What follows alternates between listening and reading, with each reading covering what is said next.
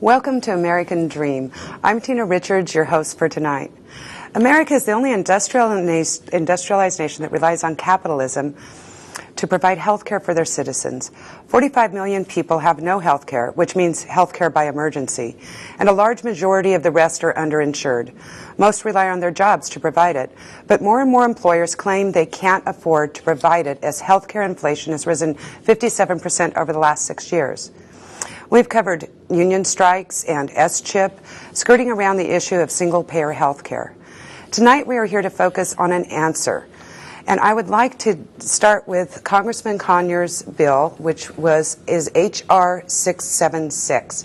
And we do have the honor of having Congressman Conyers on our show tonight to discuss the bill of H.R. 676, and also the chairman of the House Judiciary Committee. And we also have Radia Daoussi, with the president of the Vinetta Foundation. Welcome to the show. I'm really honored to have both of you on the show.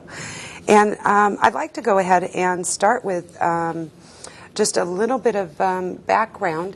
And I understand you used to be a UAW organizer way back in the early or late 50s. Well, my father was an international representative for the United Automobile Workers, UAW, in Detroit, where he came from Georgia, the state of Georgia, to Detroit and began working at Chrysler Corporation. And then he became an international rep when they organized the automobile plants in Detroit in the 40s. And I got involved because he would take me to the union meetings. He'd take me to the July 4th Independence Day celebrations, the Labor Day parades, of which there were plenty in Detroit. You had a very early start. So I was listening to working people early on, and it didn't until I finished school and went into the service and came back. I began to put all of this together, the plight of the working person. And now it seems to have gone around in a circle, because the plight of the worker is in a very precarious situation, because we are losing the rights of collective bargaining. We're losing the right to organize unions for people who want to have representation. We're losing and having renegotiated our pensions, our health care, our working conditions. The recent UAW strike, yes, which was based on the health care and basically giving everything over to the unions to handle if there's anything for the retirement and everything else on that. I'm very nervous about that, Madam Moderator. The corporations were not doing such a great job in handling health care. To give it to the unions, to me, puts the burden on them, because we don't know if the trust fund is going to be adequate to cover the needs of the workers based on their projections that the automobile industry will be revived, and I sure hope it does, but nobody has any guarantees. And so these are difficult times that we're in now that, to me, make it more logical that we look at the whole question of our healthcare system, and are they broken, and what kind of repair do they need?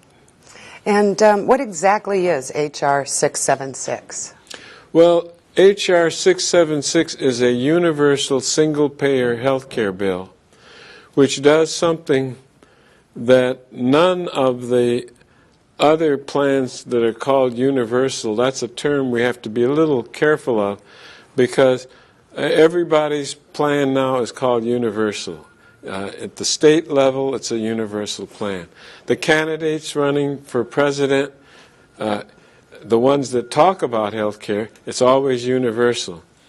But They rely still on the corporations and the businesses and to have a job in order to still cover you, as far as a lot of the presidential candidates and what they're offering at this point. Well, you put your finger on it. The health care plans are still employer-based.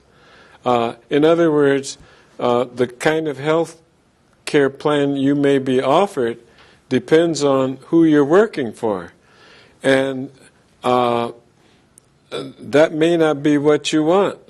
What we're saying is that we've got to break the connection between where you work and what kind of health care you get. Well, it's like the services industry, which is what our economy is now going to be based on.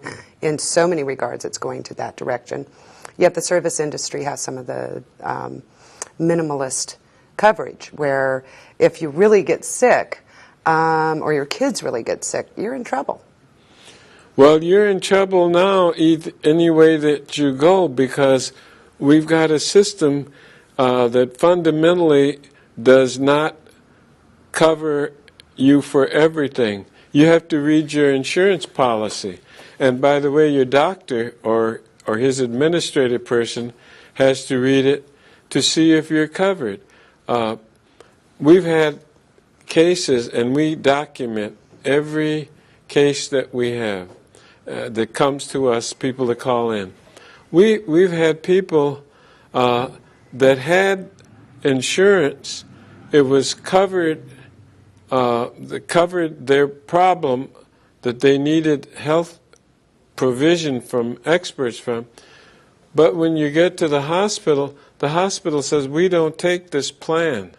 We cannot treat you.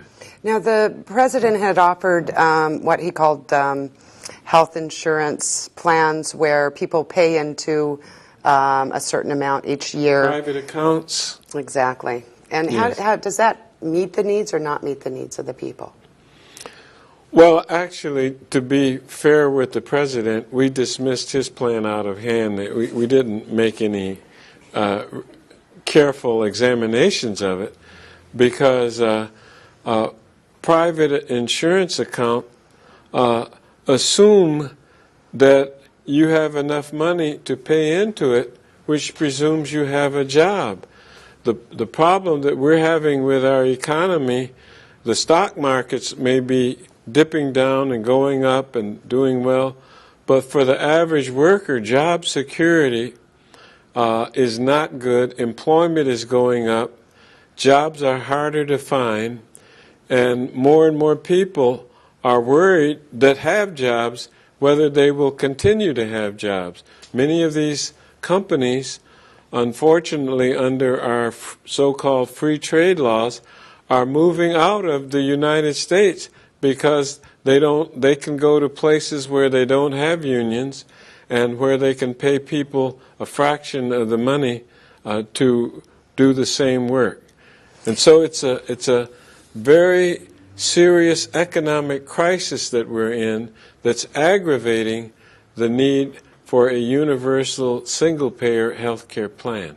And Radia, do you see what problems did you see with the president's personal health accounts? Well, if any.